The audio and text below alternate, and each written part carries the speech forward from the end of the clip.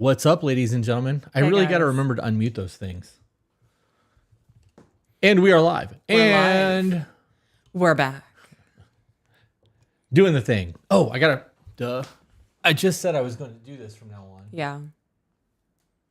My bangs are just doing a thing over here. Sync. All right, so just so everyone's aware, daughter is homesick today. Yep. She just vomited all over the kitchen. So there is a possibility I will have to dismiss myself during the live stream to attend to a sick child.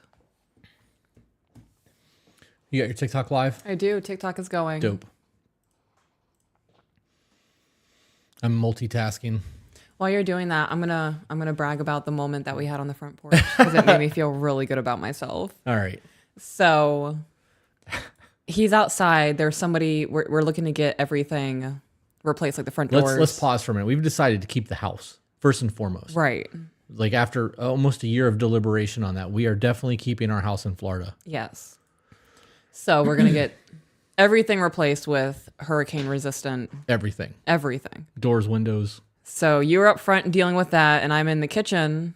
I just finished notes for this. I'm putting dishes away in the dishwasher, doing the thing. Princess comes out, and she was like, my tummy hurts. And I was like, oh, yeah, you okay? Like, what do you need? And just panic. I was like, okay. I was like, get it out of your system. And I was like, are you done? And she was like, yeah. And she continues going to the trash can to throw away whatever she's holding, and I just hear it again. And I was like, all right, so just this whole, I'm carrying her to the bathroom. It's chaos. And I walk out to the front porch with the paper towels after cleaning up. And I'm just like, fuck this. I hate this. This is awful. And you're like, oh, you're here. And I was like, yeah, it's me. And you're like, I was just bragging about how attractive my wife is. And you just showed up. And I thought you were kidding. Actually, you opened the door and I was like, see? Yeah. To the guy that I was talking to. Yeah. Crazy. That made me feel really good about myself. Yeah. He was like, it was like your intro music. Like you were just waiting for the right moment to walk out the door. I was explaining to him that we're almost to 1 million. The To Be Better podcast is almost to 1 million on TikTok. We're at like 980 something thousand. And finally, it's been from 930 to 980 has been like the slowest growth since we started the channel. It feels like, because it's been dragging ass. It's been months. But we were talking about the podcast and talking about TikTok and our subscriber base and how to monetize it. And we were just having a conversation about all of it. Mm-hmm. And I was like, I think the reason we have the followers that we have is because we balance each other really well. I'm kind of a dick. You're very soft and you're very attractive. And then you walked out the door and I was like, see? Made me feel good about myself. Yeah. I've been having a hard self-image last few days. So that was pleasant. Thank you. Jessica Piotr said, I love that Chris brags to others about peaches. I don't think you guys get it. I love that he brags about me. You really don't get it. Like, I will catcall her across the parking lot full of people. I will whistle at you. Like, yeah. I don't give a fuck who sees that. Yeah. I am your own personal hype man. Yeah, you really are. It's fantastic. There's 190 people currently watching. This would be a great time to go. Did you just add them? I did. That's hilarious. Yeah. Oh, I love that people think that my glasses are a vibe. Those are the ones that I broke, huh? Yes. That had to get fixed. Correct. These were the ones. All right, guys. So we have about 460 on TikTok. So we're currently live on YouTube. Mm-hmm. That's where we're going to be interacting with you guys. This is just a window into what we're doing. I'm not going to be paying attention to the chat. So if you want to be part of the conversation, head over to YouTube. Rude.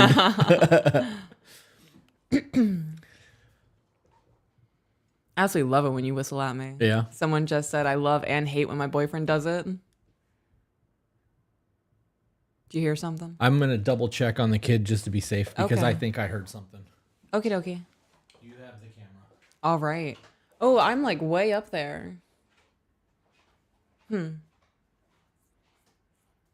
my gosh, you guys stop. You think I'm a vibe? Am I comforting?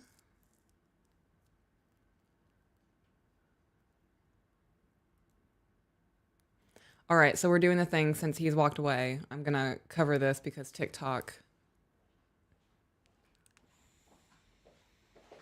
You're way up there?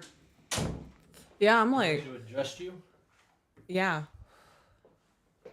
You looked good on the other screen. I just feel like I'm not usually that high. It could just be me. Is that better? Yeah, I feel like I'm not. Oh, I'm not negative self-talking. When did I negative self-talk?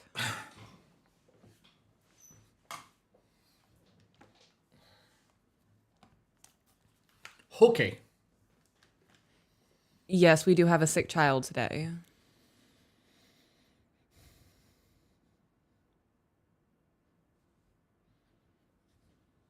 All right, so we're just going to do a thing. Is she okay? Yeah, it wasn't her. There's, I think Hughes is here spraying for mosquitoes. Gotcha. Mosquitoes. 234 people watching. If we're going to do this, now's the time.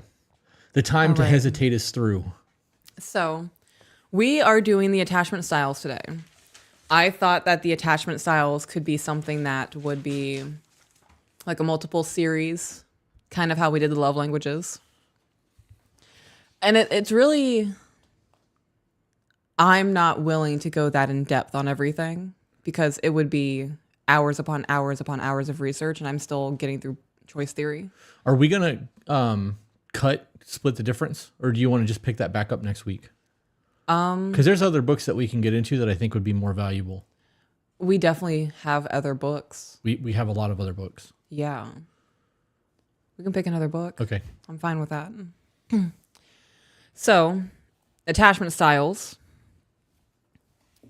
To get into what attachment styles are, the theory of attachment, I feel, is kind of key to understanding how we develop our attachment styles. So it was developed, attachment theory, by John Bowlby. And he created this study to understand why infants would have such intense distress when they experienced a separation from their caregiver long term.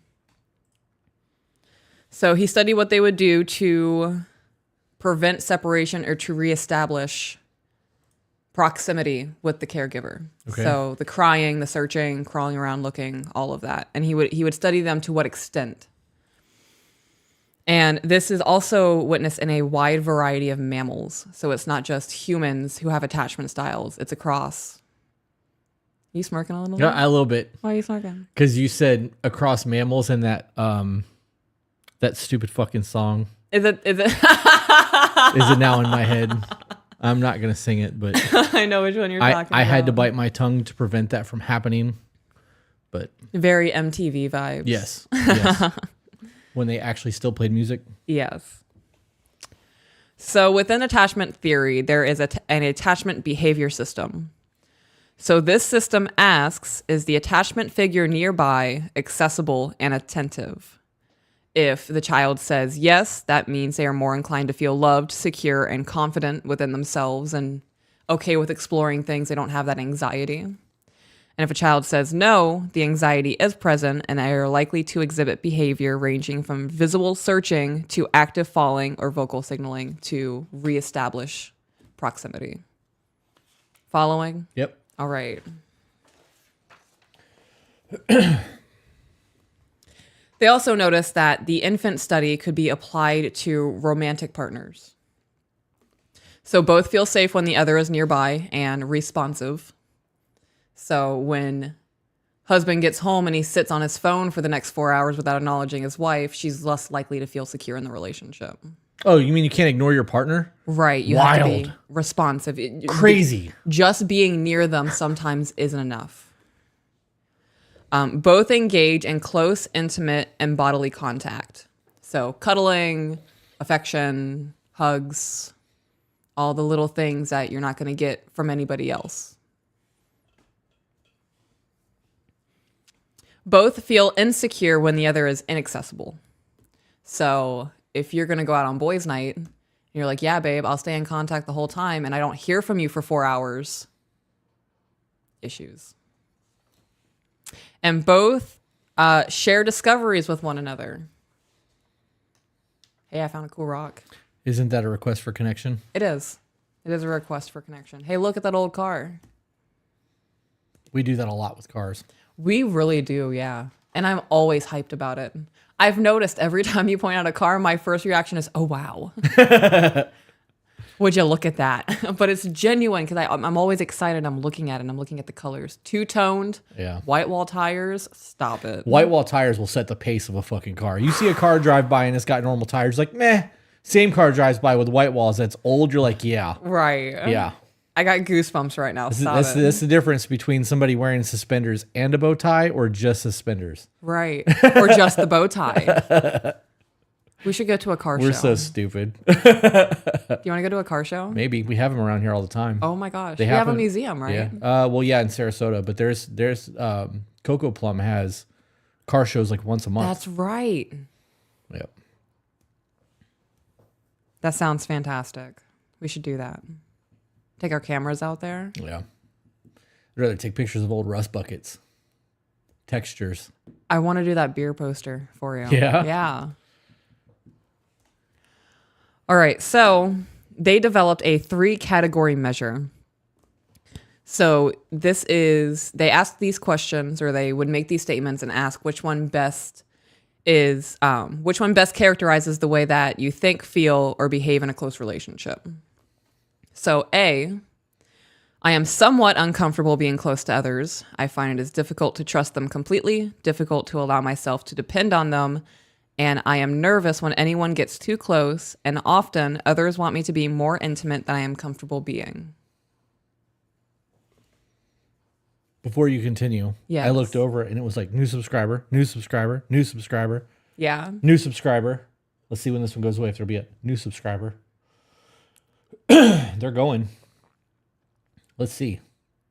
Boom. Look at that. So with that being said, everybody that's new subscribers to the channel, thank you so much for being here. For those of you who are veterans to the channel, the best thing that you can do to support what we are doing is to share the content. Share it. As these subscribers continue to rise, I know that we are getting new people seeing our content, and that's the goal. The best way to ensure that we continue what we are doing is to make sure that subscriber base continues to grow, and that happens by you guys sharing our content. So thank you, and welcome to the new people. Little worker bees. Yeah.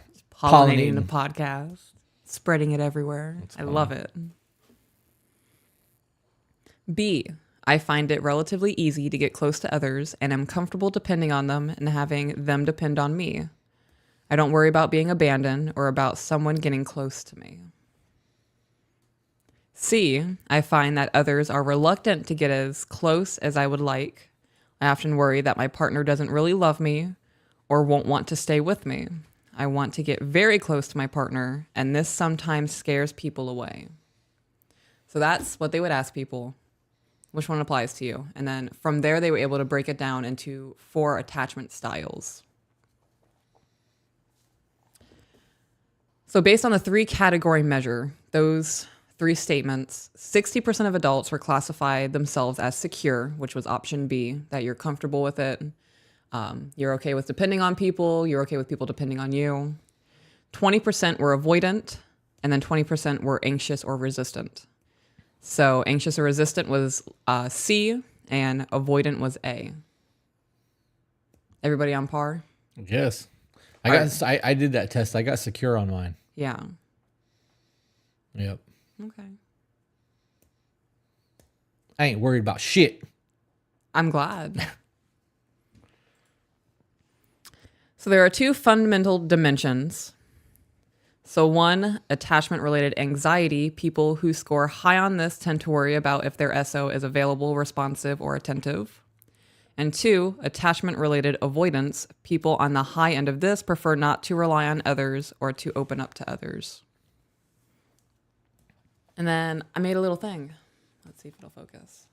Probably not. It kind of focuses. You can't read it though. Right? No? Nope, can't read it. Okay. It's too far away. So I'm going to point things out then, if we can see things. So all the way up here, we have low avoidance, right? We have high anxiety, high avoidance, and low anxiety. So we have low extreme, high extreme, high extreme. Between low anxiety and low avoidance, we have secure. Between low avoidance but high anxiety, we have preoccupied, which was one of the attachment styles. These are all, the 4 are the attachment styles. Between high anxiety and high avoidance, we have fearful avoidant, which is one of the rarest attachment styles and probably one of the most difficult attachment styles to overcome and to deal with as an SO. And then between high avoidance and low anxiety, we have dismissing avoidant.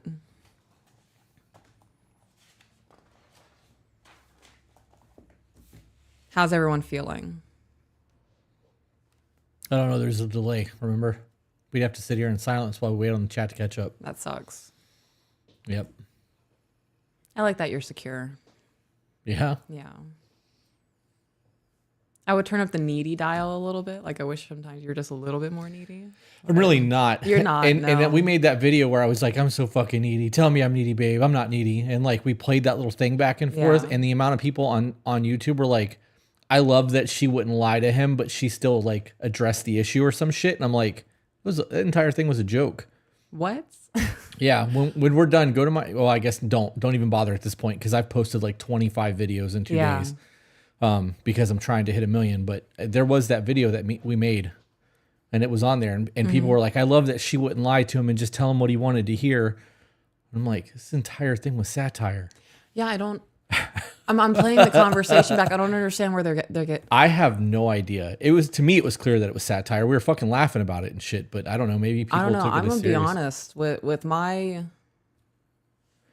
I'm gonna say poor social skills, but I have pretty okay social skills. I have a hard time reading satire.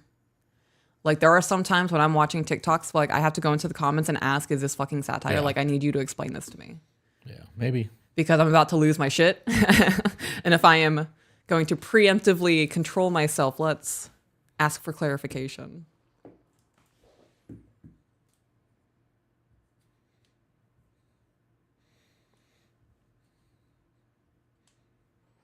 Yep. All right, let's continue. What kind of attachment style is hyperfixation? That's not an attachment style. Yeah. Yeah, there's a quiz that you can take. Somebody posted the video or the link right above you. So, segue into the attachment styles. There's 1, anxious, which is preoccupied, where you are low avoidant but high anxiety. There's 2, avoidant or dismissive, where you are low anxiety but high avoidant. Disorganized, the fearful avoidant, where you're high anxiety and high avoidance. And then 4, secure. So we're going to start with the anxious or the preoccupied. So the person who is the anxious or preoccupied will often refer to their SO as the better half. The thought of living without the SO or being alone in general causes high levels of anxiety. Wait a minute. Are you saying that calling somebody the better half is not just a phrase? Like that's just not just a statement to give a kind of compliment to your person? No. No, it's not. 42 years old and I just learned something new. Look at that. They're just calling them better half. Like it's Right. you know, polite way of saying like. Oh, I say all the time that you complete me. Without you, I would just be a fumbling fool. Right, but if that's, well, okay, that's not the same thing, but Right. to just call somebody your better half, I mean, that's. So in this, it's because their self-esteem is so low, their self-worth is so low, they really do view their significant other as the better person. Yeah. Like if this were medieval times, they would be a peasant and they would view their SO as royalty. Wild. Like there is that separation of they're better than me. They're the better person. They're the better one in the relationship. They generally have a negative self-image while having a positive view of others. They often seek approval, support, and responsiveness from the significant other. Holds their relationship in high regards, yet are often anxious and worried that their loved one is not as invested in the relationship. They have a strong fear of abandonment. The attention and the response of the significant other cures their anxiety. The absence of support and intimacy can lead to the anxious, preoccupied to become more clingy and demanding and desperate for love.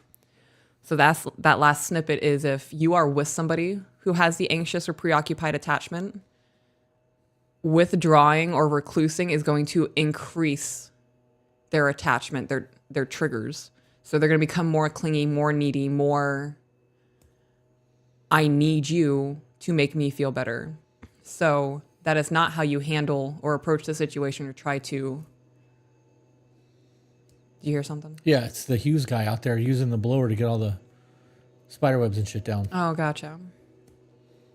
But it's driving me nuts because I don't want that coming through the microphones. Do you guys hear that? I gotta be honest, that whole idea of everything that you just read sounds fucking exhausting to me. Yeah. To live in that state of panic all the time and worry. Mm-hmm.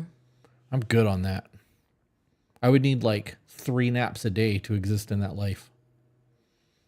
Mm-hmm. Yeah. It was very exhausting living that life. All right. So I'm going to get back into it. I just saw a question. Is it possible to change attachment styles? It is. It is resetting your default, rewiring your brain. Anybody can become a secure attachment style. It just takes the hard work of becoming comfortable with who you are as a person now, recognizing that you are part of the issues or you could be contributing to the issues in the relationships, and figuring out the things that you need to do to amend that. Amend's probably not the right word. Just to make things better. I'm imagining like a cooling mint green topical ointment that heals things. The subtle art of not giving a fuck. I look so good with a mustache. All right. It is possible to change attachment styles. So unhealthy things that people do who have the anxious or preoccupied attachment style. They are constantly obsessively thinking about their relationship, focusing on potential threats to the relationship, whether they are real or not, trying to be as emotionally and physically close to their significant other as possible. That is, I'm going to read the next one. So constantly trying to contact their partner. That's the blowing up the phone. I know you're at work, but you haven't responded to my text message, so I'm going to call you 10 times. Yeah. Also sounds exhausting. Yes. For both. Yeah. Using blame or guilt to get what they want. And I know you guys, I don't do that. I have this style, but I don't do that. You do it. Whether you mean to do it or not, as somebody who used to do this, you're doing it. And you're doing it because that is how you either learned to survive in your childhood, or that was the model you were given growing up from either the parent that you identify with or the parent that you just grew up with. It is a manipulation tactic, and it is something that can be unlearned. Part of unlearning an attachment style, like I said, is accepting who you are now in this present moment. And this person tends to become angry when emotions arise, and they tend to internalize it and get angry at themselves. So focused on threats to the relationship and become intensely angry at what they perceive to be a danger. For example, that coworker that they don't like. However, the fear or rejection can cause them to internalize their anger and redirect it at themselves. This is an unhealthy self-regulation and can cause built-up resentment towards the significant other, self-criticism, and depression. So you're creating all of these scenarios where there's a threat, or you think that they're being adulterous with no proof. It's all just made up from past experience or whatever you've been through, cognitive bias. You are building a resentment towards them. You are building up your own negativity bias towards the person that you want to be closest to. Good? A lot of people do that shit. Yes. So possible triggers for people with this attachment style is inconsistent behavior from the significant other. The significant other forgets important dates like anniversaries or birthdays. The significant other is coming home late, not messaging back in an acceptable time frame, or fails to notice something new like new nail color, new hairstyle, new outfit, new makeup, new beard trim, whatever. Can you read that first part again? The first one? No, whatever you just led into that with. Fails to notice something new. Right, the part right before that. Not messaging back in an acceptable time frame. Okay, so from that point, an acceptable time frame is going to vary from person to person, right? Right. Because if you're in business or you're at a meeting or sometimes you don't have your phone accessible. Right. You be a firefighter putting out a fire and somebody could be blowing your phone up for 2 hours while you're fighting a fire. It's not that you're being ignored. It's that I'm fucking working right now, right? Then you said that they fail to remember anniversaries and holidays and birthdays and all that shit. I don't know what day it is. Oh, yeah. I don't either. It is, oh my gosh, it's the 14th. Right. It could have been my sister's birthday today. Right. Holy shit. Do you think that has anything to do with an attachment style or the fact that you're fucking busy? Right. I don't notice your nails when they get done. No. Unless you tell me like, hey, I'm going to get my nails done. And unless I'm not doing something where I'm preoccupied when you walk through the door, I don't think to ask you, Right. let me see your nails. Has nothing to do with an attachment style. I think that putting a lot of these things on a behavior pattern like this and trying to generalize that is kind of dangerous. So I agree with your thought process. I think you're interpreting it differently though, because you just said not recognizing something shouldn't be attached to like an attachment style. That's not what this is. So the attachment style would be a trigger for the attachment style where they become clingy. Okay. Or overly anxious. I missed that part. I got you. Okay. I got you. That makes sense. Dope. So 4 tips to help self-regulate with this attachment style is 1, you have to learn to manage your anger. You have to recognize when you're becoming angry and you have to communicate it. I'm upset. Here's why. Whatever blurb. You might struggle to understand, but for some reason it really bothers me. And then from there, a conversation can be had, hopefully with somebody who is understanding and able to communicate properly. A phrase like this, though, could trigger an avoidant person. So if you're trying to communicate emotion and have closeness and vulnerability and like that emotional attachment, that avoidant person is gonna back away and it's going to trigger the anxious attachment style. I don't think I could be with an avoidant person. I couldn't be with somebody who's anxious like that. Well, now I could, I'm secure as well. I took the test. I'm secure. Now maybe if I, like, for example, if you were avoidant and you just couldn't have any conversations that involve emotion, I would be able to agree to like work on things if you were showing me that you want to work on your attachment style, because avoidant is super unhealthy. I had a hardcore anxious attachment before I started working on myself. I couldn't be with somebody who's avoidant. That would just be an endless cycle of triggering for both of us, because I'm trying to get close, which is pushing you away, and I'm noticing that you're being pushed away, which makes me want to get closer to you, and it's just vicious. So what happens if somebody doesn't have an avoidant? 1 second. Kid's knocking at the door. So since we're waiting, I'm going to answer some questions that I see in the chat. Dea Vera said, what would you do if Peaches forgets the wedding anniversary? Absolutely nothing, because I don't care. It's a holiday, right? We are told to remember those days and to celebrate those days because we're told to remember and celebrate those days. I, unlike most people, celebrate my wife because it's Tuesday or whatever day it is. I buy her things when I see them and I'm thinking about her, and I take her on dates and I do the things that I do for her because I want her to feel special. Because I want her to feel special all the time, not some of the time. Let me see if I can find a camera that's just me since she's not in the room. Is it this one? Nope. That's all right. Whatever. You guys get to look at her chair, empty chair. Sorry about the little blackout there. Zach said every day should be a celebration. That's it. I don't do Valentine's Day. I gotta be honest. I really don't. I don't even do birthdays. Like when it's my birthday, I have all of that shit hidden from everything. It's not on social media. My birthday's not on anything because I don't want people to falsely tell me happy birthday. Like I don't want strangers seeing that shit and being like, hey, happy birthday. Cause I don't give a shit. And if like we're super close and somebody forgets my birthday, I don't care.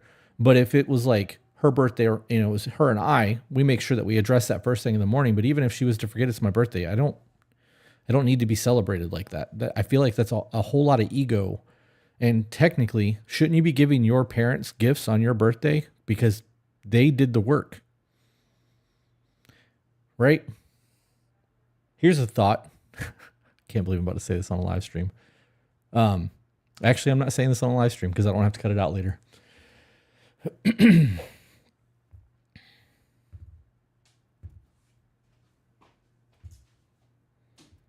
Sarah said Mother's Day. I acknowledge her on Mother's Day because it's somewhat important to her, but we don't do that.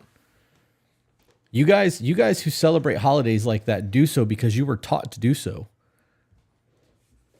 You should celebrate your person all the time. Mm-hmm. You see your woman doing something that you view her and like see her as doing dope shit as a mother. That's when you celebrate that. You're amazing as a mom. Like, you take care of your self-care all the time. We take vacations. You don't need a specific day to tell you that you're doing a good job for something. Mm-hmm. It's a participation trophy. You know how many people celebrate Mother's Day that don't fucking deserve it? Father's Day too. I'm glad you're back. Yeah. Do you miss me or something? I don't like entertaining the chat. No. Nope. All right. So we were talking about tips to self-regulate. So number 2 is practice mindfulness. You have to learn to take a breather between a feeling and an action. You have to learn to take a breather between a feeling and an action. So that means if something triggers you, say you're coasting through the day, right? You're having a good time, and then all of a sudden your stomach drops, you're anxious, you're nauseous, you're panicking, you're starting to get sweaty, and you have no idea what's going on, and you just react out of sheer panic, right? Like an animal. Before that action, that's when that feeling happens, you need to stop everything you're doing. If you need to close your eyes, close your eyes. The kids know. Like, when I'm starting to get overwhelmed and I put my hands up and I close my eyes, they're like, okay, everybody freeze. Because I'm becoming overwhelmed and panicking and I don't know what's happening. Is it because the washer is too loud? Is it because the dishwasher is going? Is it because you're editing on the computer and Bluey's playing in the background? Is it because I had to figure it out? So instead of reacting and displaying to my children that when I become emotional, it's okay to start yelling or slamming doors or throwing things or whatever, I take that second and I show them and I reinstill myself that I'm better than that. So mindfulness is the ability to be aware and present of where we are and what we are doing. With practicing mindfulness, you'll begin to feel calmer and relaxed versus aggressive, clingy, or needy. And then 3, you have to change your thought patterns. Changing your thought pattern, as we've been calling it, changing your default setting, rewiring your brain, it's actually called cognitive reframing. So it helps to improve your self-regulation abilities by changing how you think. And to do this, you have to anticipate your negative thoughts or emotions and write them down. And then you have to challenge these thoughts with past examples that support or debunk whatever you're feeling. So for example, say you have an ex who cheated on you multiple times, lied to you, you gave them multiple chances, you finally left, and now you can't trust anybody. It's been a couple of years, you've met somebody new, you've been in a relationship for 2 years, and you do not trust them. They've never given you a reason not to trust them, but because of your past, you're constantly worried about them messaging people on Instagram, you're worried that they're flirting with coworkers, whatever the case may be. So in that moment, you have to write down those negative thoughts and then do like a pros and cons list. Write down what he has done to make me feel this way. And it could be when we're sitting on the couch, he's on his phone the whole time. Instead of engaging with me or watching a movie together, he's on his phone. That doesn't mean he's cheating on you. That just means you want to have some more quality time together. Deciphering those things is how you're able to rewire or do that cognitive reframing. Make sense? Yep. All right. So number 4 is therapy. And the last one for every single one of these recommended on the website that I used is therapy. So So number 2 is a avoidant or dismissive attachment style. These people tend to refer to themselves as lone wolves. They're independent, self-sufficient. Pause. Anybody that refers to themselves as a lone wolf is a fucking idiot. Yeah. Lone wolves without a pack dies. They don't survive. Right. Okay. Yeah. Just needed to make sure that was known. Yeah, aren't they? Yeah, they are pack. They're pack creatures. Right. Yeah, doesn't that happen after they like a shunning thing? It can. It could be that somebody gets beat. Like they will vie for like the head of the pack. Right, to be alpha. But wolves also don't work like that. They will have a leader of their pack, but they will have other strong like dogs that are not the official leader, the way that they see a hierarchy. Right. When you see wolves like walking and shit, they always have the strongest of them in the back. You got strong in the front, strongest in the back, and then the weak and the frail are somewhere in the middle of all that to keep that protected. They're actually very smart fucking creatures. Right.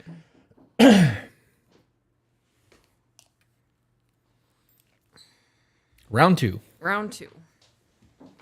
I'm coming, babe.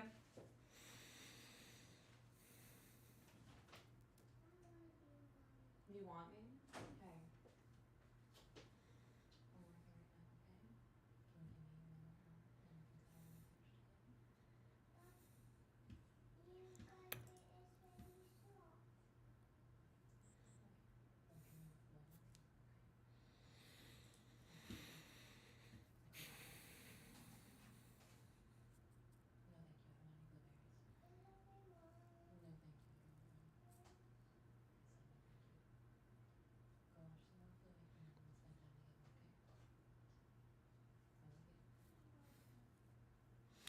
Lady Loud said, in my opinion, holidays are pointless. Forced gatherings never made sense to me. That's exactly my point.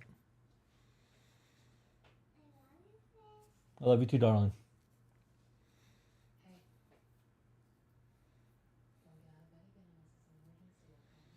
Sorry about the wait, guys.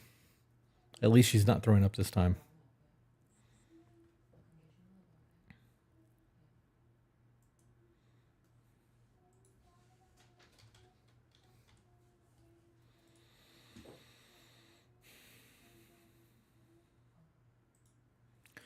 Yes, we do have a video on boundaries. It's one of the side pieces.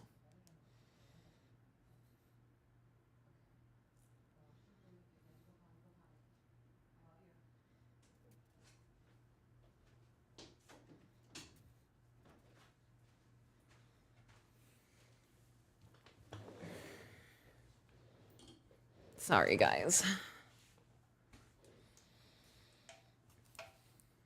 She's being needy. All right. So, avoidant, dismissive, lone wolves, independent, self-sufficient. They typically have a high self-esteem and a positive view of themselves. Specifically. Tend to not want to depend on others, have to be depended on, or seek support or approval from others. They avoid emotional closeness and they hide or suppress their feelings. Some unhealthy self-regulation tendencies that people with this attachment style have is focusing on things that they can control, like work, life, or goals. They use repression to manage unpleasant feelings. Tend to not seek support from loved ones. They might sulk or complain instead of directly asking for help. They have preemptive strategies such as breaking up to cope with feelings instead of actually just dealing with their feelings. So potential emotional triggers for someone with this attachment style is the SO wanting to be close, SO wanting to open up emotionally, unpredictable situations or feeling out of control, any sort of dependence on someone else or having someone depend on them, feeling like the relationship is taking up too much of their time, being criticized by their loved ones, feeling judged for being emotional, or the SO wanting attention.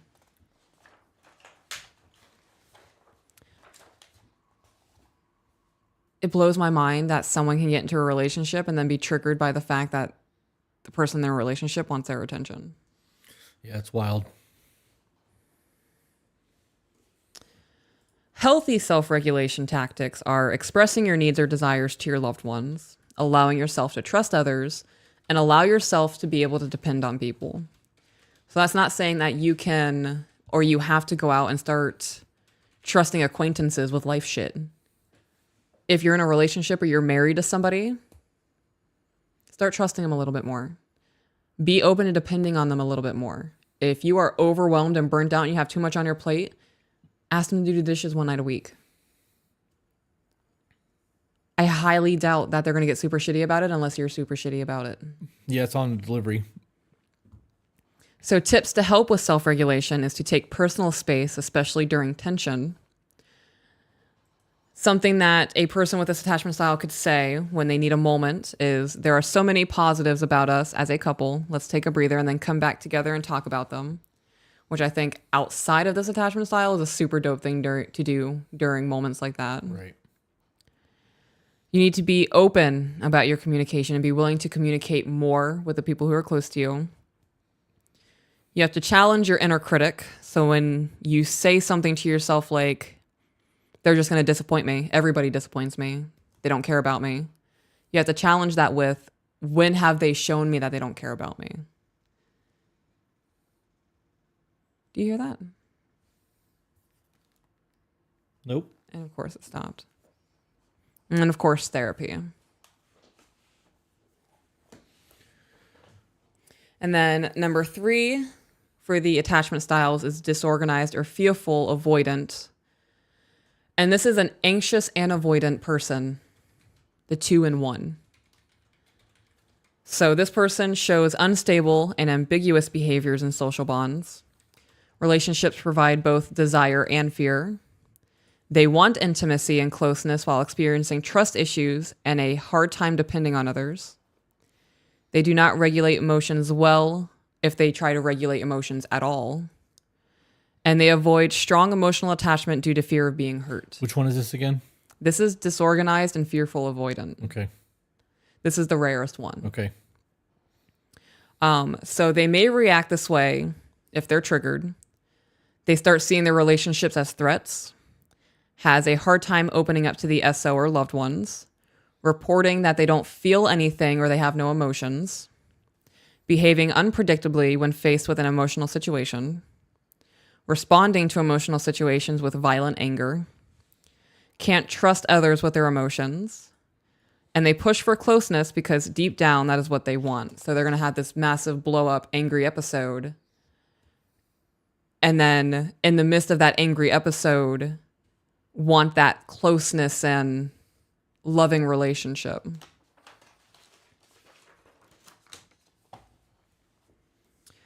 So there are 8 possible triggers for a person who has this attachment style. The first one is pretty much all of the anxious triggers, the significant other behaving inconsistently, seeming distant or distracted, forgetting important events, coming home late, or failing to notice something new. And then the other 4 are the avoidant ones, which is attempting to become emotionally close, acting unpredictable, or making a situation feel out of control. SO requiring dependence on the relationship, and then confronting them with intensity or creating an emotional situation. So any of those things could trigger a person who is disorganized or fearful avoidant.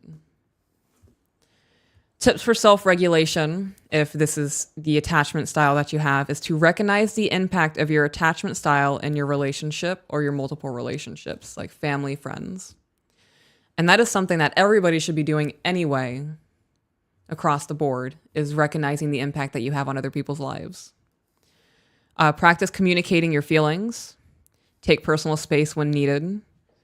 Challenge your inner critic, and then practice open communication and take time to think about your needs. So somebody who is anxious isn't going to sit down and really think about what they want. They're going to have that need of, I want this feeling gone, and word vomit and say a bunch of shit without really recognizing what they're saying and be like, oh, I didn't mean that. So taking the time to figure out what you want, getting past moments of tension or having an argument, and then directly and clearly stating what your needs are is going to get you a very different result versus incoherently saying things and then expecting them to understand what you want. It's like that for everyone. To be Right. clear. That should be something that's something that everybody should be working on, period. The more direct you are with your conversation, the easier that conversation is going to go. Right. When you're beating around the bush and you're sugarcoating things and you're not saying what you're actually trying to get across, you're going to end up having an argument because you are too frail to say what you need to say, or you're too afraid that you're going to hurt somebody or whatever the case may be. Sometimes it shit just needs to be said. Right. It's easier to say it once and make it a 15-minute argument than beat around the bush for 3 fucking hours when you can just say what needs to be said. And then the fourth attachment style is the secure attachment. That me. Yeah. This is someone who is comfortable with expressing their emotions, comfortable with depending on their partner, and vice versa. They have weight on honesty, tolerance, and emotional closeness. They thrive in their relationships, and they also do not fear being alone, and they tend to have a positive view of themselves. I'm gonna pause you. Because up until that point, the positive view of themselves doesn't apply to me. Right. Everything else in that falls under the fact that I am secure in being alone. I know what I bring to the table. I know who I am as a person. And because of what I know about me, it gives me that security in every other aspect. I think it's the same thing with you. You know what you bring to the table. You know your self-worth. And having that self-worth and recognizing, like, I'm that motherfucker when I need to be, like, it goes a long way in knowing that, like, I'm going to be okay no matter what. Right. Just, I don't know. That's not an arrogance thing. It's a life experience thing. I've been as low as you can get, and I've made it through all of it. So, like, I don't have a reason to not feel secure in me. But I think that all of that comes down to not being afraid to be by myself. Yeah. People who have that fear of being alone, all of those attachment styles fall into that category to me. This is somebody who also does not depend on outside validation. Nope. I don't need an attaboy. Yeah, that's it. I see my victories. Yeah.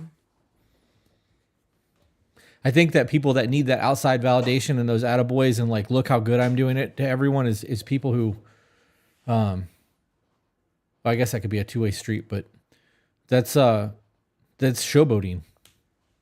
I need everybody to see my successes and all of my victories and pat me on the back and tell me how great I'm doing. Were you not hugged enough? Like, Right. I don't know. So it is a two-way street for me in that aspect. People who need that could go one of two ways. I can go without. I don't need that. Right. Yeah, it makes me uncomfortable when people give me compliments and Yeah. I don't like getting validation. I like getting validation from you. Yeah. Making sure I'm doing good as a wife and as a mom and Well, it's more of a check-in though, isn't it? Like, it's not validation. Like, do I have any shortcomings? Where am I failing right now in life? Where can I pick up the slack for us? That's making sure that you're a good partner. That's not validation. Validation would be being like, when you're in the middle of something, being like, hey, just want you to know you're a good mom. Like, we have those discussions, but, like, you don't need that from me.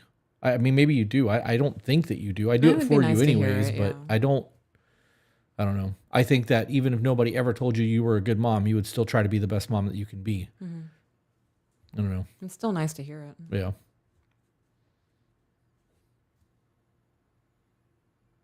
Well, that's it. That was the attachment styles. So much for it being 2 to 3 hours. Yeah, I honestly didn't think we would get through it that quick. I thought you would have more to add to the conversations. I got to be honest, a lot of this is behavioral traits, and I don't see it as a style. I think that all of these things are easily changeable if you do the work on yourself, and like to label yourself or put you into a box because of these things is a problem for me. Well, these are things that are developed through childhood. Right. Well, all behavioral traits are developed through childhood. Right. But behavioral traits can be unlearned. Anything that's learned can be unlearned. You just create you reset the default setting. Yeah. So for everybody that's got an attachment style that you have a problem with your attachment style, or you want to be different, or you want to be better, you know now. You got a diagnosis. This is where you're currently at in your life. You have the ability to change all of that shit. You just have to do the fucking work to change it. Right. So.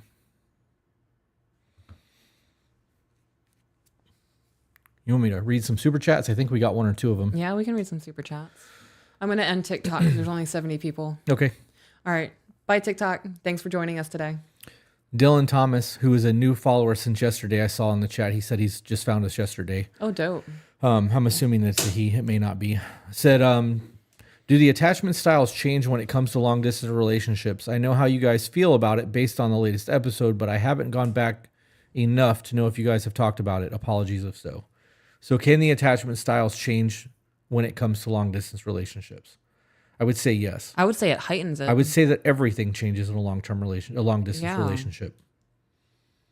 Yeah, I don't think you can compare a long distance relationship to one where people live together or they're having regular interactions. Yep. AJ, do we have any super chats? I saw 2 of them a minute ago, but there's only 1 in the chat. Anybody have any questions or anything going on that we can discuss? Because this was a short one. We're not even an hour. How do you get 63% of one thing and 63% of something else in the same thing? I don't know. It doesn't add up. Now I want to take the quiz. You want to take it live? Yeah. Somebody post a link to the quiz. I'll take it. She can answer the questions and I'll tick through. Oh, dope. Okay. Let's go. Somebody had it earlier. I saw it a bunch. How do you control your attachment style when you have separation anxiety? Do research. Yeah, you get through anxiety is a physiological response. You guys can work through that shit. It's not something that's going to define who you are. It's not something that you have to live through. This is a choice. You make a choice to feel anxious. Mm-hmm. If you're afraid of something, you have the choice to face your fear. You have the ability to work through that so that you're not afraid of it anymore. You have PTSD. It's the same thing. Yeah. It takes a lot of fucking work. It's not easy, but it is doable. All right, there's the quiz. People are saying that it wasn't out of 100. All right, babe. All right. Start. I often worry my partner will stop loving me. Disagree. I find it easy to be affectionate with my partner, yes. I fear that once someone gets to know the real me, they won't like who I am. And we're taking another break. Pretty sure that was a puke. I think so too. You okay?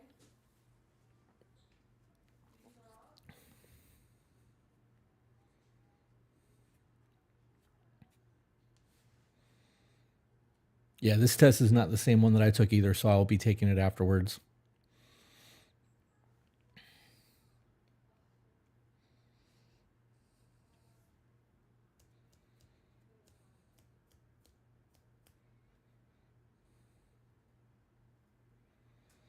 Betsy, we have a video about co-parenting.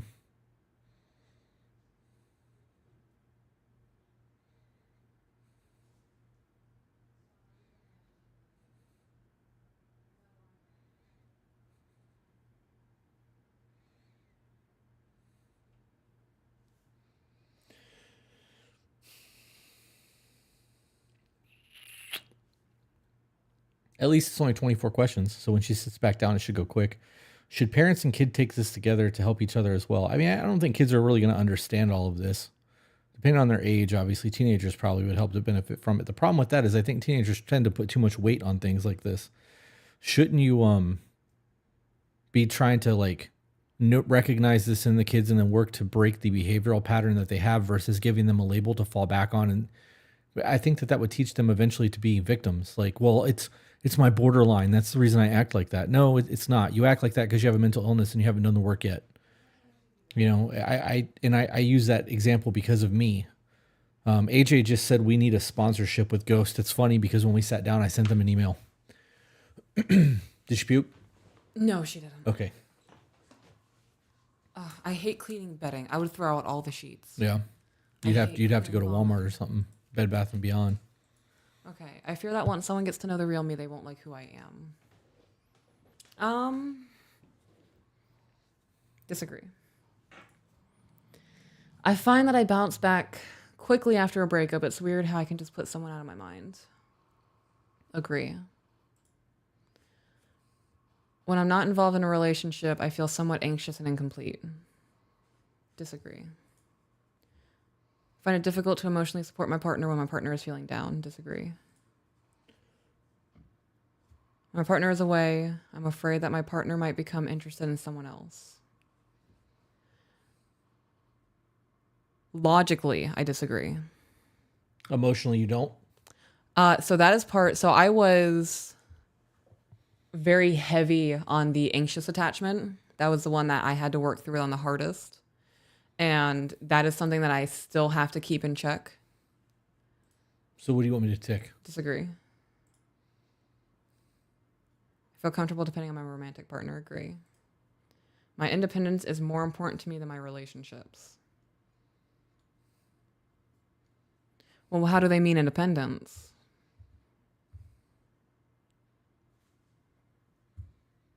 This is a catch-22 question. Right, because like if my relationship is pushing me to do something where I could like lose my legs, I am then solely dependent on a caregiver. Oh fuck. I don't think that's how they meant that. No. I think that your freedom is more important to you than the relationship. My independence is more important to me than my relationships. Disagree. I prefer to not share my innermost feelings with my partner. I prefer to not share my innermost feelings with my partner. Disagree. Oh, wait. I prefer to not. Too late. I clicked disagree. I prefer to not. That means not sharing the inner feelings. Yeah. I'm so confused. I share my inner feelings with you. Did I answer that properly? I have no idea, and I can't go back. When I show my partner how I feel, I'm afraid my partner will not feel the same about me. Disagree. I'm actually not reading these questions. I'm just waiting to hear agree or disagree so I can click. I don't feel the need to act out much of my romantic. Agree. Find it difficult to depend on my romantic partner. Disagree. I have little difficulty expressing my needs and wants to my partner. I have little difficulty expressing.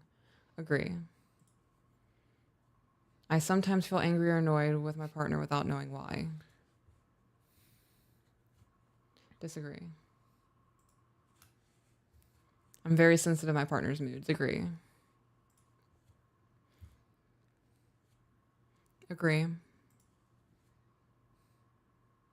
Disagree.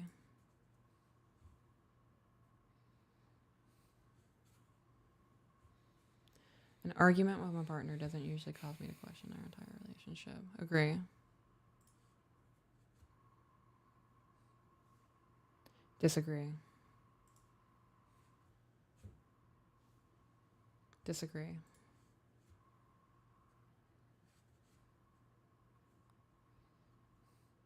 Disagree. Agree.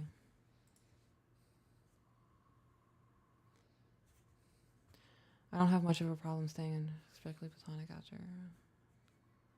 Agree.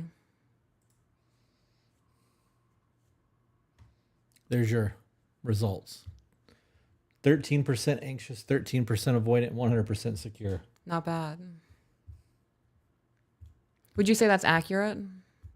I guess. I mean, I got to be honest. Let's see. Anxious says you love to be very close to your romantic partners and have the capacity for great intimacy. You often fear, however, that your partner does not wish to be as close to you as you would like your partner to be. Relationships tend to consume a large part of your emotional energy. You tend to be very sensitive in small fluctuations in your partner's moods and actions. And although your senses are often accurate, you take your partner's behaviors overly personally as a result, and you tend to act out and say things you later regret.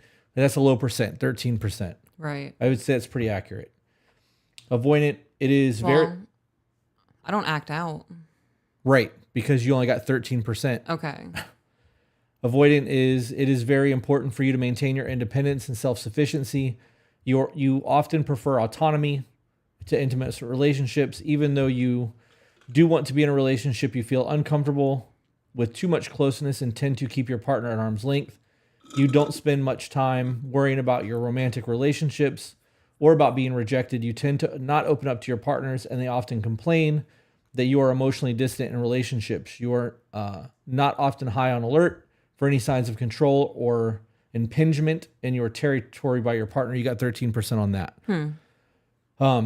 I got this. I think this entire thing is bullshit. Okay. Secure says being warm and loving in a relationship comes naturally to you. You enjoy being intimate without becoming overly worried about your relationships. You take things in stride when it comes to romance and don't get easily upset over relationship matters. You effectively communicate your needs and feelings to your partner and are also strong at reading your partner's emotional cues and responding to them. You share your successes and your problems with your partner, and you are able to be there for your partner in times of need. Even though you have a secure attachment style, it's likely you have or will have relationships with people that with other attachment styles. I think that this entire thing is bullshit. Yeah. I really do. I think that this is an excuse or a way to recognize the way someone behaves, and that's as far as that goes. Mm-hmm. Because avoidant is me to a T at the beginning of a relationship, because you have to earn my trust. I'm not fucking giving that away. Yeah, I agree. I'm also avoidant. You have to earn the right to be in my life. Yeah. So yeah, I'm fucking avoidant in the beginning. Yeah, I have different relationships with different people. Right. And that's normal, which is why people are polyamorous, because you get something different from every person that you have a relationship with. Tim 1 and Tim 2 are two very different people. And I have friends that are as evil as it gets, and I have friends that are full on godly as it gets. You get different things from different relationships, and therefore you're going to have different connections with different people. I think tests like this are good to let you know that you have things that you need to work on and like can help you self-reflect. But to say that you are only secure all the time, or that your relationship's not going to evolve and change as you grow, or, you know what I mean? Like, I don't know. Can you put the chat thing back up? Thank you.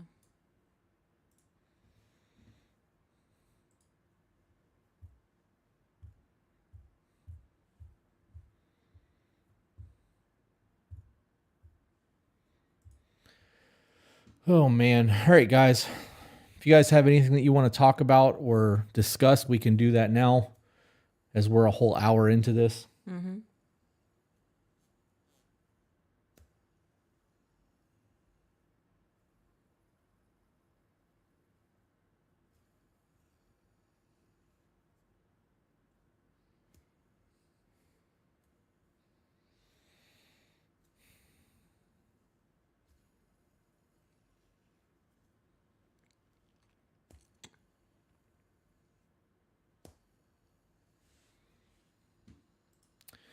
And silence.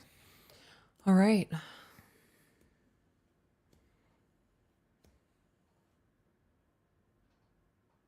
Are you hungry? Would you like some enchiladas? Sure. Somebody said, I'm 20. I just lost my job at a psych hospital, live on my own, newly lost my mom last year, and just a few months ago found out I have a list of mental illnesses. Do you have tips to self-regulate?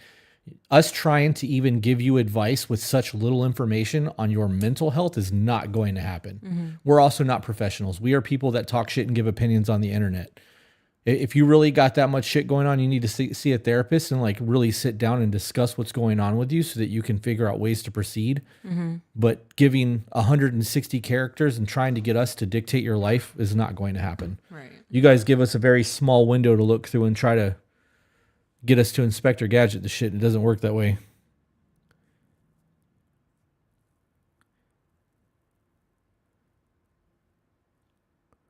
I'm going to scroll up and I guess look for other things to talk about. I mean, we could end live stream. It doesn't really matter to me. Aaron says, my autism makes it very difficult putting myself in other shoes when having an emotional conversation with my SO. My psych has given me tools to work on this, but often I still deeply struggle. That's going to happen.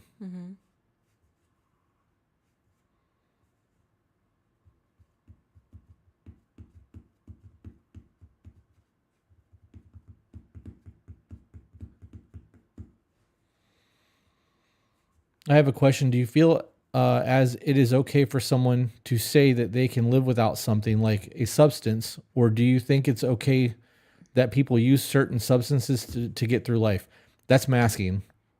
I can live without all kinds of shit. Yeah, it's normal. Yeah, for somebody to say I can live my life without that. I don't understand I don't understand that question. Right. Like, are you talking about pharmaceuticals? Are you talking about alcohol? I don't do any of that. I don't mask at all. No, I mean, they said, I have a question. Do you feel as if it's okay for someone to say they can live without something like a substance? Right. Or do you think it's okay that people use certain substances to get through life? Like if someone's using alcohol as a substance to get through life, that's a problem. I think both are okay. You smoke weed every day. You have your medical card. That is a substance. Right. And you use that to medicate your autism. Right. So you doing that versus taking prescribed chemicals that fuck with your brain, Right. it's a much better thing. So you doing that and me not doing that are both okay. I agree with that. Being an alcoholic's not okay though. Right. So if that's But they their didn't say question, alcohol. They said a substance. This goes into the 160 character things. Things need to be detailed. If you're asking me if it's okay to fucking bang heroin every day, no, it's Right. not.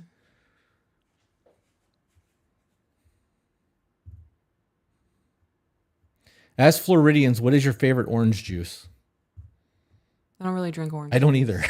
I don't either. Yeah. That's funny.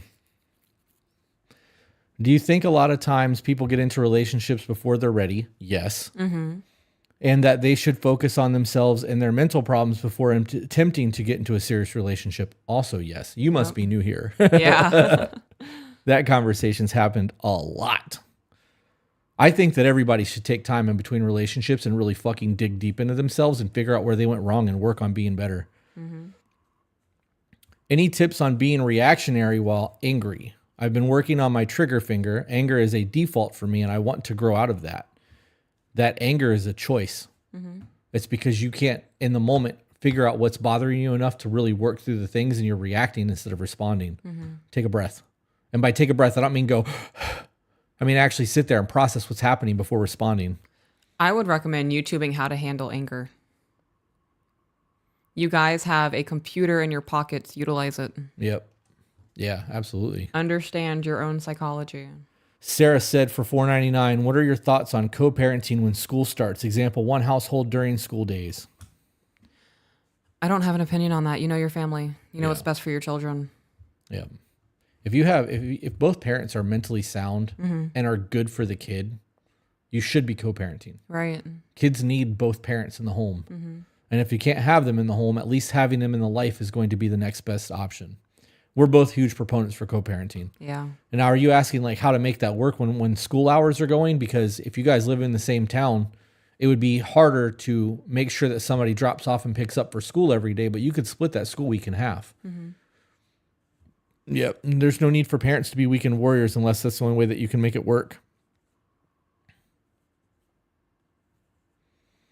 The one I sent about LDR and the types, we answered that one already. I'm not sure if you missed that or what, but we read that right after we finished.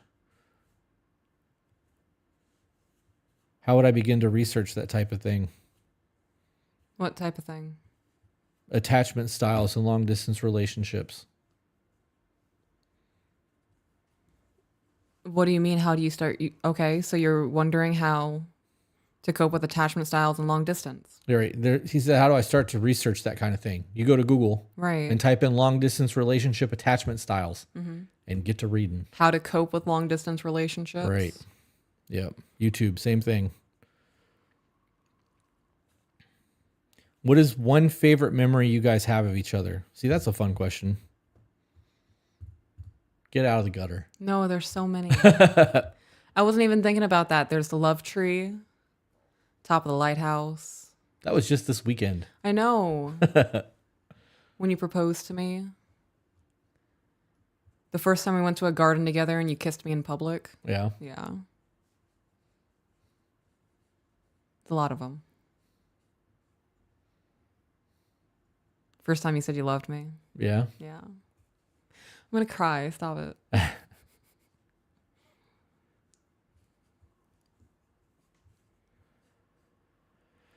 Yeah. Watching you weightlift. Yeah.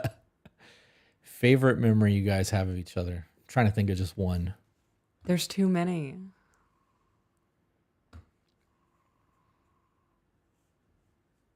There's a lot. It's hard to pick just one. We've had really like crazy nonverbal communication experiences, and I think those are my favorite. Yeah. Yeah. Because it makes me feel like we're on a much different level because we're able to like full on process shit with looks. Like it's, Yeah. yeah. Oh, you're talking about like when I swapped walking on the sidewalks in like St. Augustine or something? Yeah. Yeah. There's just a lot of times where I'm thinking something and it's like you hear my brain and you just do the thing. It says a lot about where we're at mentally in terms of our closeness. All right. I'm gonna scroll through some of these because we've answered some of these questions a lot and I don't want to. Chris, on a scale of 1 to 10, how bad did your facial tattoos hurt? They were nothing compared to some of the other tattoos that I have on my body. I'm in a blended family relationship. I have been search stepmom podcast after stepmom podcast and never really got any help. This is what I needed. Thank you. You're making my blend better. I don't understand what that means, but I'm glad that things are getting better for you. Me too. Random, but any state parks in Florida y'all suggest. I've been going to all of the ones with springs, but looking for other options. Amanda Panda, are you looking for photography purposes or just looking to experience the parks here? Because there's different parks that are going to give you very different things. Like you can go to the Everglades. The Everglades is a national state park. It's gangster. But there's other areas that you can go and take pictures that are not state parks that are even better. Sabrina Hubbard said, my fiance has his appointment with Titan Medical this week. He wanted me to tell you thank you for pointing him in that direction and giving him advice. I'm actually going to be getting a hold of them here soon to redo my blood work. Dylan Thomas, what is your favorite part about doing this? The podcasts and sideshows, live, etc., giving ideas and just talking. What's your favorite part about doing all this? My favorite part about doing all of this? Talking with you. Yeah. Mine's knowing that we're working through problems that we will never face because we are working through other people's problems. So it's given us insight into how we would deal with those situations that had they arose. And it lets us look out for things as they start to happen so that we're aware it's happening because we remember a lot of these conversations. Yeah. So I think that's it. I got to be honest. I do really enjoy helping people. My second favorite thing about all this beyond the benefit to us is the Discord community. Discord has minimized my social media and screen time a lot because when I'm bored now, I go in the Discord and just kind of see what's going on in there instead of going on Facebook for 2 fucking hours or TikTok. You know what I mean? Yep.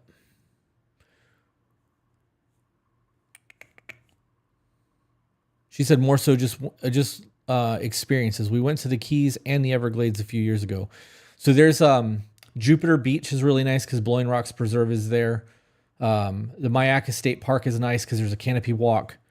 The Everglades has a scenic loop trail, which is a 20-mile drive down a dirt road where you will see tons of alligators and birds. That's pretty gangster. We've done that a bunch. Ocala State Forest, Hillsborough State Park. Obviously, we're Southwest Florida, so a lot of that shit is pertinent to us. Corkscrew Nature Preserve. I like that one. 6 Mile Slough. Yep. Katrina said, I'm getting my hand tattooed today and I'm nervous for the pain. I've had my ribs done. They were pretty bad. The hand is not as bad as the ribs.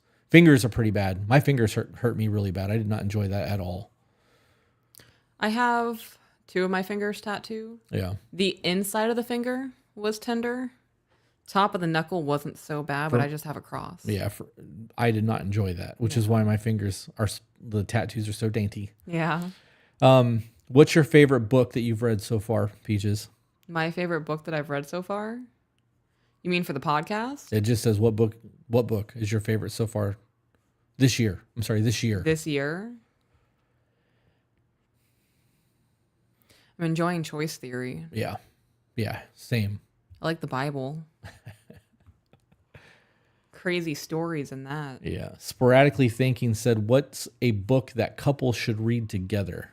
Love Languages. Yeah. I think Choice Theory. Yeah. I got to be honest. I've been putting that book in everyone's hand I can get it to. There's a whole lot of information and value in that book, in my opinion. But I also think that aligns with a lot of our thought processes, and that's probably why I relate to it. However, right before I sat down, Steve was like, I wish I would have read this 4 years ago. Yeah. He's like, I just finished it. He's like, I'm getting ready to run through your content on Choice Theory soon. So, How can I help work through my partner's jealousy and trust issues with them as a team? By doing the check-ins and having vulnerable conversations and actually listening to each other.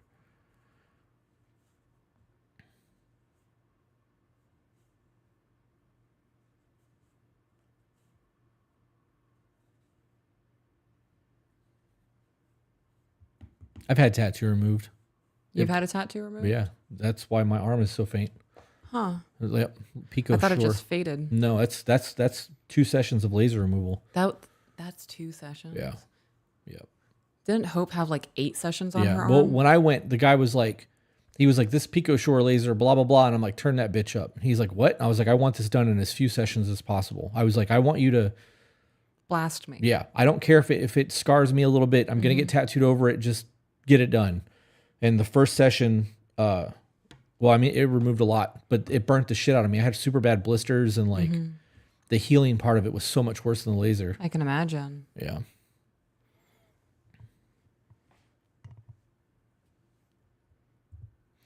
Kat said, I'm excited for the book read, though. I'm sorry, through you guys on choice theory because I couldn't understand it at all. We started that while we were in St. Augustine. That will be happening tomorrow night for our second. Is it the second chapter? Second chapter. Yeah. Yep. Can somebody link the check-in for Dylan? Actually, Dylan, go to tobebetter.co. There's a video on there about the check-in and a PDF that you can download. It's all right there. It'll make it super easy on you. It's a 51-minute video that really explains the communication aspects of the check-in, how to make that work. And the PDF has the questions laid out, and it gives you tips as well.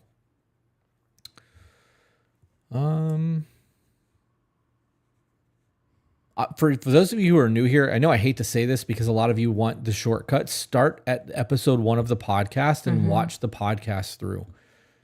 Almost everything that we get asked in these live streams has been answered at least twice. It has. So much content. We've got hundreds of hours of content on YouTube. Bethany Baker for $20. Thank you for the super chat. It means a lot. Just wanted to let you know how awesome y'all are. I've been buying, downloading, borrowing all the books on the book list. You are doing the important work and creating an amazing community. Much love, Thin Mint. Oh, thank you. Yep. We appreciate those super chats. It goes a long way in helping us do what we're doing. Big Danny, have you guys liked the video yet? Have we? Can we like our own video? Maybe. Let's see. Let's open another tab and go to YouTube and see if I can see the live. It's probably going to make the sound come through the... I'm not going to do that because it's going to make the audio come through our headset. Somebody asked how I proposed. So, I have mental illness. And I woke up that morning just going through it. I don't remember if it was a dream of you cheating on me or what did it, but I woke up and I was just convinced that I was like a bookmark for you, a placeholder. And that's why I asked you, like, do you still love me? And, we were sitting on the couch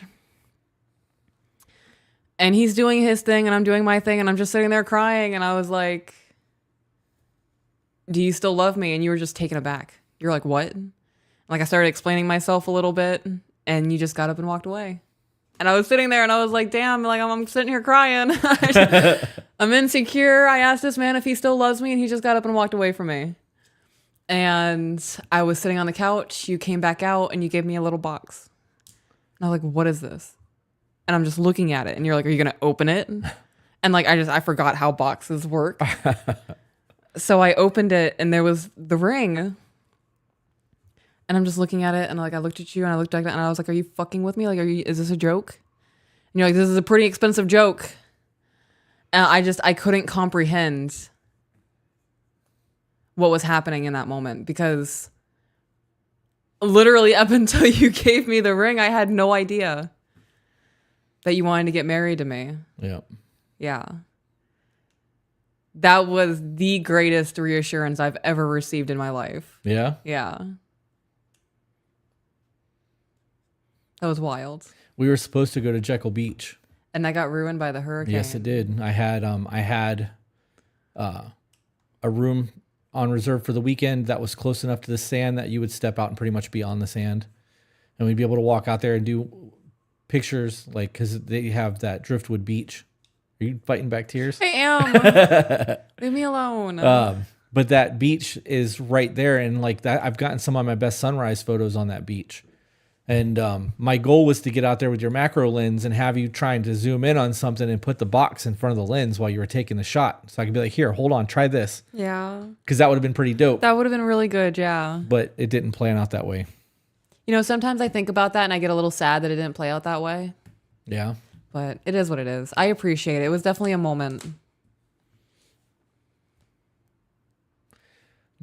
Dahlia said, this is an expensive joke, LOL. Yeah, that would have been a very expensive joke. I really thought you were fucking with me. Yeah, that would have been, what was that, five figures? A 5-figure expensive joke? I have no idea how much he spent on this ring, guys. He's never told me. Hello? What's up, babe? Yes. Okay, I'll be out in a little bit. I'll come out there and we'll cuddle together, okay? All right. Okay, I will give you a hug in a little bit, my love. Mwah.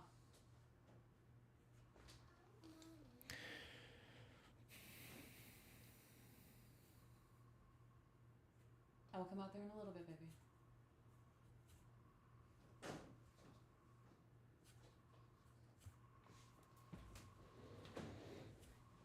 Somebody asked if you were okay. You seem a little off today.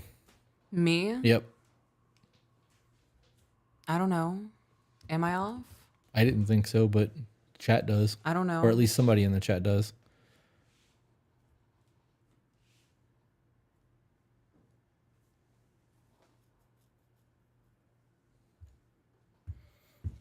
I mean, I've been having a hard time mentally for the past few days, but I think I've been managing that pretty okay. Have you noticed that I'm fantastic? Nope, but I've also been editing and doing clips and dealing with websites and trying to get sponsors and dealing with Windows and Doors people and dealing with Carlos and dealerships. And I have not had downtime to myself. And what little bit of downtime I have to myself is literally right before bed. And my brain is so taxed at that point that I can't keep up. Okay.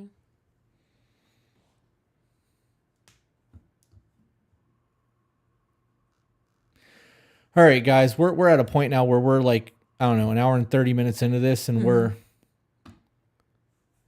I think that we should probably call it. Being a sick kid and all of the nonsense that I still have to do when we're done here, we should probably just wrap this up because we're not really talking about the attachment styles and we're not getting supers. So,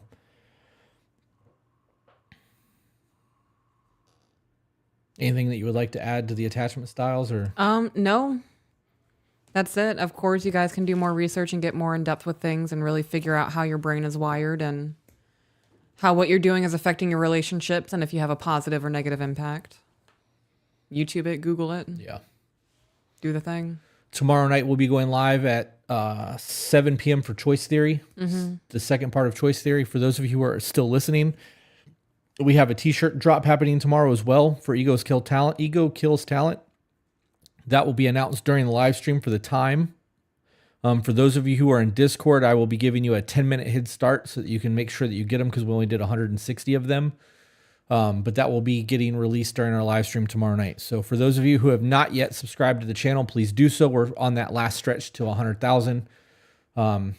Make sure that you share the content, share the content. If you haven't checked out Patreon yet, you should do that as well. That's where the Discord community is. You have to be at a $15 or higher tier. And we're doing the thing. We're doing it, yeah. Growth is happening. So you look like you're still fighting back emotional over there. Yeah, there's a lot happening. Yeah. Yeah, a lot going on in my brain. I'm going to go make us all lunch. Ooh. Yep. All right, guys. So with that being said, we will see you guys on the next one. Bye, guys.